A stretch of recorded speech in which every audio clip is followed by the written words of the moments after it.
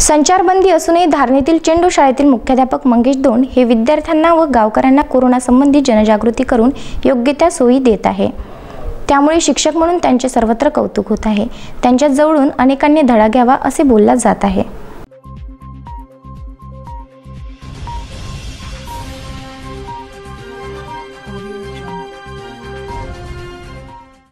लॉकडाऊनमध्ये सर्व शाळा पूर्णपणे बंद ठेवण्याबाबत आदेश शिक्षण विभागाच्या वरिष्ठ प्रशासनाकडून प्राप्त झाल्यानंतर धारणी तालुक्यातील सर्व शाळांना कुलूप लागल्याचे दिसून आले। एकाही शिक्षकाने किंवा मुख्याध्यापकाने गावात येऊन शाळा उघडून विद्यार्थ्यांची व गावाची परिस्थिती जाणून घेतली नाही। मात्र या सर्वांची वेगळी शाळा म्हणजे चेंडूची जिल्हा परिषद शाळा होय। येथील मुख्याध्यापक मंगेश दोंड नियमित शाळेला व गावाला भेट देत आहे। या दरम्यान लॉकडाऊन संबंधित सर्व माहिती विद्यार्थी व गावकऱ्यांना लाऊडस्पीकरने फिरून देत आहे।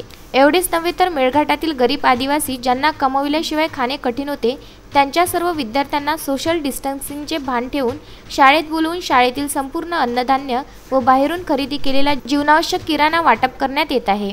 बहुधा मेळघाटात शाळेच्या पोषण आहारातील तांदूळ व तेल विकल्याचे आरोप शिक्षकांवर लागले आहे। विद्यार्थ्यांच्या तोंडातला घास चोरून विकणे ही एक मोठी शोकांतिका आहे। याउलट चेंडूचे मुख्याध्यापक विद्यार्थ्यांना त्यांच्या बदल्याचं तर देतातच, मात्र सर्वांच्या पगारातून खाऊ सुद्धा घालतात। यामुळे संपूर्ण गावातील लोक मुख्याध्यापक मंगेश दोंड यांचे आभार व्यक्त करीत आहे। अशा या विद्यार्थ्यांवर प्रेम करणाऱ्या मुख्याध्यापकास आदर्श शिक्षकाचे सन्मान वरिष्ठ प्रशासनाकडून दिले गेले पाहिजे, अशी मागणी चेंडूवासियांनी केली आहे। तसेच इतर मुख्याध्यापकांनी व शिक्षकांनी सुद्धा चेंडू शाळेतील मुख्याध्यापकांकडून प्रेरणा घेत विद्यार्थ्यांना त्यांच्या हक्काचे त्यांना द्यावे, तरच मेळघाटातील शिक्षणाचे उद्धार होणार। विदर्भ न्यूज करिता धारणी येथून तस्मीन शेख।